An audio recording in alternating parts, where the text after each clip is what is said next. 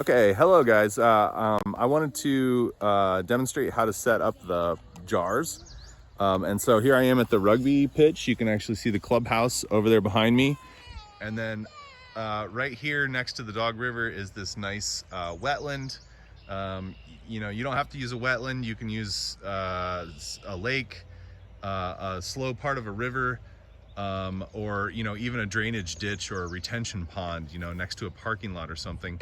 As long as you've got a lot of biologically active material like slime and muck in the bottom that you can scoop up into a bucket. Okay, so I've got my buckets here and my jars, and this bucket has just a little bit of muck in the bottom, and I've got this stick that I found so that I can mix it all up before I take each sample.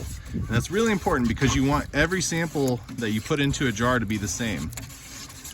All right, so it doesn't take much. So I'll give this a good stir, and then I'm gonna use this little cup to scoop up, to fill this little cup with a sample. And then I'll transfer that into a jar. And I'll do that. I'll stir each time before I take another sample to get it really homogenized. Use the same size cup. Sorry for the video work here. And pour that into the next jar. All right, and so the key here, as I mentioned, is, and I'm gonna say this about 1,000 times, standardization. All right, and so what you wanna do after you fill up your 10 jars is go back and look and see if you got about the same level. So these two are pretty good, and you can already see that the muck layer settling out at the bottom. And so you'll want to let that happen in all your ponds, and you don't want a layer that is thicker than your thumb. All right, so these are pretty good. All right, and that leaves a lot of space up in the top for growth and animal life and all kinds of things to happen in water.